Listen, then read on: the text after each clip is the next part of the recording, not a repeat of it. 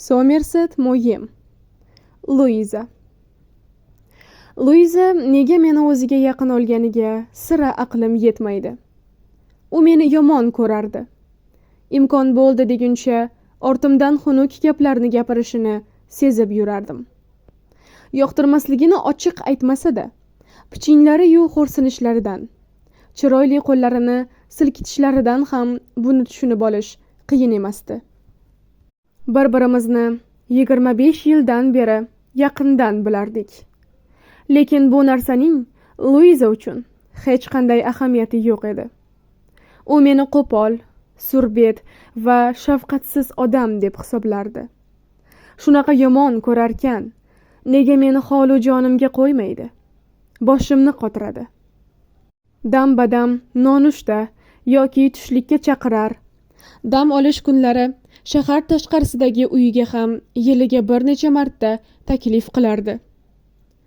Ehtimol yolg'iz mengina uning niqob ostidagi haqiqiy qiyofasini ko'rishga qodirligimni Luiza bilgandir. Men ham ertami kechmi yuzimga shunaqa niqob kiyishimga umid qilgandir. Luizani qizlik paytidanoq bilardim. O'sha paytlari u katta ko'zlari ma'yus boquvchi nimjongina qiz edi. Ota-onasi Luizani haddan ziyod yaxshi ko'rar, yer u ko'kka ishonishmasdi.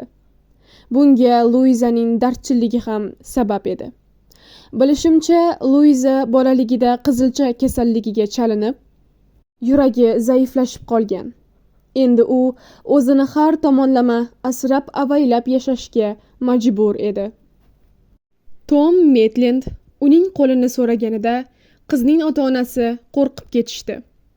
Ular Luizaning bu ahvolda erga tegishga umuman yaramasligini bilishardi. Lekin ular boylar toifasidan emasdilar. Tom Maitland esa badavlat odam edi. U Luiza xohlasa osmondagi oyni ham olib berishga va'da berdi va oxir-oqibat ular qizini Tom Maitlandning qo'liga ishonib topshirishdi. Tom qoruvli, kuchli va kelishgan yigit bo'lishi bilan birga yaxshigina sportchi ham edi. U Luizani jonidan ortiq yaxshi ko'rardi. Yuragi xasta sevgilisidan yaqin orada judo bo'lishini bilardi.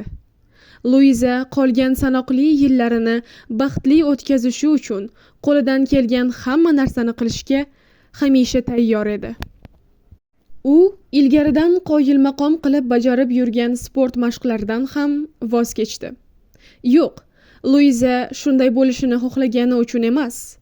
Biror yoqqa ketmoqchi bo'lib turgan paytida har gal Luizaning yuragi sanchib qolavergani uchun mashqlardan voz kechdi.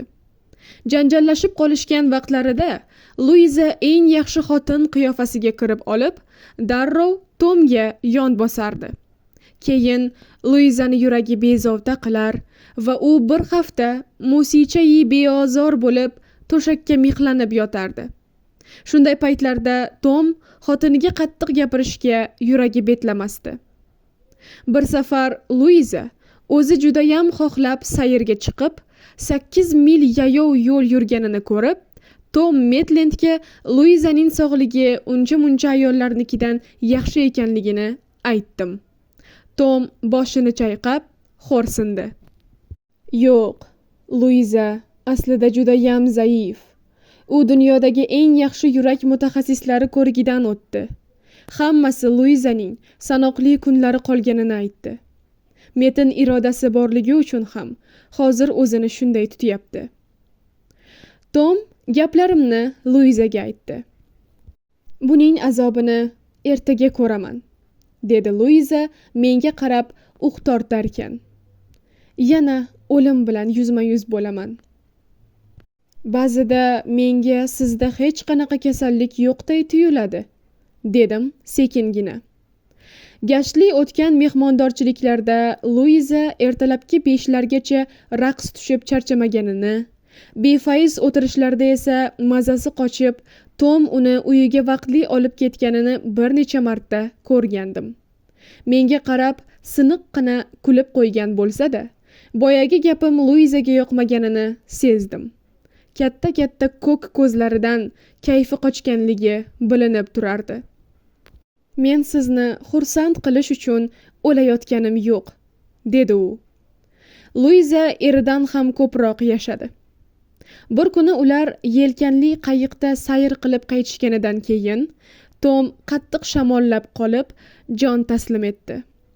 Luizani isitish uchun uni uydagi bor gilamu ko'rpalar bilan o'rab qo'yishga to'g'ri keldi. Tom Luizaga katta bisot va bir qiz qoldirib ketdi. Luiza tasalli topmaydigan bir ahvolga tushib qoldi. Xasta yuragi bilan bu kulfatni ko'tara olganiga aql bovar qilmasdi. Bechora Tom Maitlandni tuproqqa qo'yishda Luizaning do'stlari unga dalda bo'ldilar. Ular onasidan ham ajralib qolishi mumkin bo'lgan Luizaning qizi Irisga chindan qayg'ura boshlagan edilar. Shu bois Luizaning tevaragida girdi kapalak bo'lishardi. Do'stlari Luizaning qo'lini sovuq suvga urdirmadi. Uni turli tashvishlardan xoli qilish uchun har qanday narsaga tayyor ekanliklarini bildirishdi. Darhaqiqat, ularga ish ham topildi. Chunki Luiza biror og'irroq yoki yoqmaydigan yumush qilmoqchi bo'lsa, yuragi sanchib bir o'lib, bir tirilardi. Agar birov menga ko'z quloq bo'lib turmasa, o'lishim aniq, derdi Luiza. Shu ahvolida qizalog'i Irisni qanday katta qilishiga aqli yetmasdi. Nega yana erga tegmaysiz deb so'rashardi do'stlari. Oh, bu yuragim bilan erga tegish haqida o'ylashga ham botina olmayman, derdi Luiza. Lekin Tomning o'limidan keyin bir yil o'tgach, Luiza qo'lini so'ragan Jorj Hophausga rozilik berdi. Jorj kelishgan va anchagina badavlat odam edi. Bu nimjon ayolni panohiga olishga rozilik berishganida Jorjdan baxtiyor odamni ko'rmadim. Men sizni ko'p qiynamayman, derdi Luiza. Jorj shuhratparast harbiylardan edi, lekin ishini tashlab qo'ydi. Luizaning sog'lig'i yomonlashib, qishni Monte Carlo, yozni esa Deauville'da o'tkazishga majbur bo'ldi. Jorj 3-4 kunlik umri qolgan xotinini qo'lidan kelgancha xursand qilishga ahd qildi. Hayotim tugab boryapti. Tinchgina o'lishga harakat qilaman, derdi Luiza. Keyingi 2-3 yil mobaynida Luiza xasta yurak bilan chiroyli kiyinib, eng qizg'in bazmlarga borishni, do'rji pul tikib qimor o'ynashni, baland bo'yli, chiroyli yigitlar bilan raqs tushishni va hatto ularga noz karashma qilishni ham epladi. Luizaning birinchi eridagi matonat Jorj Hophausda yo'q edi va u Luizaning ikkinchi eri sifatida zimmasidagi tashvishlardan zerikib, ora-sira ichib yurishga majbur bo'ldi. Albatta, Jorjning aroqqa mukkasidan ketishi Luizaga yoqmasdi. Ammo Luizaning baxtiga urush boshlandi. Jorj zaxiradan o'z polkiga qaytib, 3 oydan keyin halok bo'ldi. Bu zarba Luizani esankiratib qo'ydi. Lekin shunday musibatdan keyin ham u g'am-g'ussaga tushmasligi lozimligini his qilardi. Agar o'sha paytda yuragi xuruj qilganda, hech kim bu haqda xabar topmagan bo'lardi. O'zini chalg'itish uchun Luiza Monte Carlodagi villasini oyoqqa turayotgan ofitserlarga mo'ljallangan shifoxonaga aylantirdi. Do'stlari unga bu tashvish og'irlik qilishini aytishdi. Bu ish meni o'ldirishi aniq, bilaman, dedi u. Lekin buning nima ahamiyati bor? Boshqalarga yordam berishim kerak. Luiza o'lmadi. Qaytaga avvalgidan ham yashnab ketdi. Uning shifoxonasiga teng keladigan kasalxona butun Fransiyada yo'q edi. Uni tasodifan Parijda uchratib qoldim. Restoranda novcha va juda kelishgan yosh fransuz bilan tushlik qilayotgan ekan. Bu yerda shifoxonaga aloqador ishlar bo'yicha yuribman, deb tushuntirdi u. Luiza kasalxonadagi ofitserlar unga mahliyo ekanligi haqida gapirdi. Ular Luizaning kasali og'irligini tushunisharkan va unga hech qanday yumush qoldirishmas ekan. Go'yo ular Luizaga eridek g'amxo'rlik qilisharkan. Luiza xo'rsindi. Bechora Jorj, shu yuragim bilan undan ko'p yashashimni kim ham o'ylabdi deysiz? Bechora Tom, dedim men. Nega bu gapim unga yoqmaganini tushunmayman. U menga siniqqina jilmaydi. Ko'zlari yoshga to'ldi. Doim o'limimni kutayotgandek gapirasiz. Aytmoqchi, yuragingiz ancha sog'ayib qolibdi deb eshitdim. Yuragim hech qachon sog'aymaydi. Bugun ertalab shifokor ko'rigiga bordim. O'lishga tayyor bo'lib turishimni maslahat berdi. Yo'q, bunga 20 yildan beri tayyorlanasiz-ku. Urush tugagandan keyin Luiza Londonga ko'chib o'tdi. Endi yoshi 40 dan oshib qolgan. Avvalgidek ozg'in va nimjon, ko'zlari katta-katta, yuzlari rangpar ayol bo'lsa ham 25 dan oshmagandek ko'rinardi. Maktabni tugatib, bo'yga yetib qolgan Iris esa u bilan birga yashay boshlagandi. U menga qaraydi, derdi Luiza. Turgan gap. Mendek qari nogiron bilan yashash unga qiyin bo'ladi. Lekin bu 1-2 kun davom etadigan narsa. Irisning yo'q demasligi aniq. Iris juda yaxshi qiz edi. Unga onasining sog'lig'i yomonligini muntazam uqtirib voyaga yetkazishgandi. Bola bo'lib u biror marta ham to'polon qilmagan. Onasini yolg'iz qoldirish mumkin emasligini doim yodida saqlardi. Mana endi Luiza qiziga hammaning joniga tekkan keksa ayol uchun o'zingni bag'ishlashingga chiday olmayman, deb qancha gapirmasin, qiz bu gaplarga quloq solmadi. Luiza tortib, qiziga farzandlik burchini ado etishga ruxsat berdi. Bolamga menga g'amxo'rlik qilish yoqadi, dedi u. Do'stlari bilan birga yurgani yaxshi emasmi? deb so'radim. Buni unga doim aytaman. Do'stlaring bilan o'ynab kulib yur deb hech ko'ndira olmadim. Tepada Xudo bor. Birovning meni deb huzur halovatini yo'qotishini hech qachon xohlamaganman. Men bu gaplarni Irisga aytganimda, u shunday dedi. Bechora oyijonim, mening do'stlarim bilan birga bo'lishimni, o'tirishlarga borishimni xohlaydi. Endi biror joyga boraman deb turganimda yuraklari sanchib qoladi. Shuning uchun uyda qolganim yaxshi. Lekin ko'p o'tmay Iris bir yigitga ko'ngil qo'ydi. Yosh do'stim, bamani bir yigit uning qo'lini so'radi va qiz rozi bo'ldi. Irisni juda yaxshi ko'rardim. Nihoyat o'zi uchun ham yasharkanda deb quvondim. Lekin bir kuni o'sha yigit tushkun bir ahvolda oldimga kelib, to'y qoldirilganini aytdi. Iris onasini tashlab keta olmas ekan. Bu mening ishim bo'lmasa ham bahona topib Luizanikiga bordim.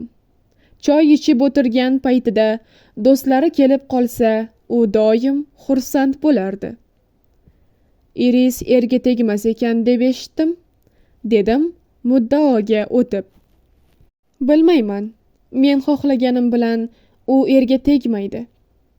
Meni o'ylamay erga tegaver deb tiz cho'kib iltimos qilsam ham sizni tashlab keta olmayman deyapti. Qizingizga jabr qilmayapsizmi? Balki, lekin bu 1-2 oy davom etadi. Buning ustiga men o'z hayotidan voz kechib menga qarasin deyotganim yo'q-ku.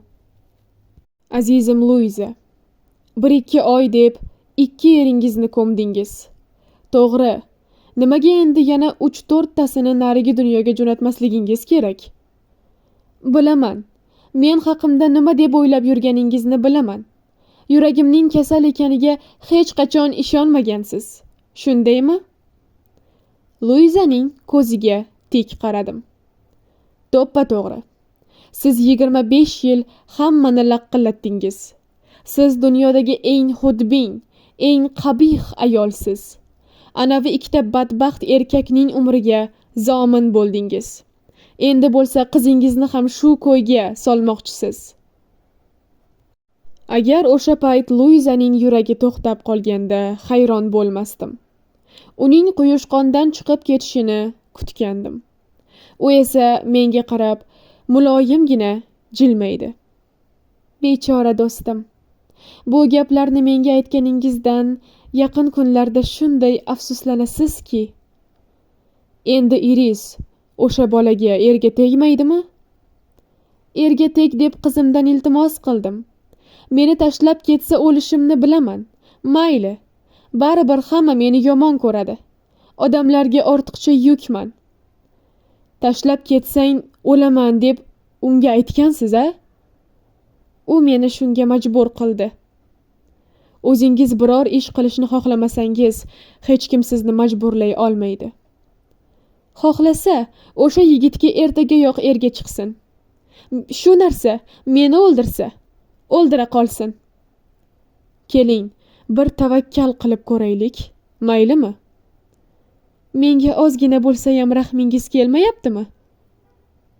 Shunaqa tomoshalar ko'rsatgansizki, sizga rahmim kelishi qiyin, dedim men. Luizaning oppoq yuzlariga rang yugurdi. Luiza kuldi, lekin ko'zlari g'azab bilan qat'iy boqardi. Irisning to'yi shu oyda bo'ladi, dedi u. Agar menga biror narsa bo'lsa, siz ham, Iris ham o'zingizni kechira olmassiz deb umid qilaman. Luiza so'zida turdi. To'y vaqti belgilandi.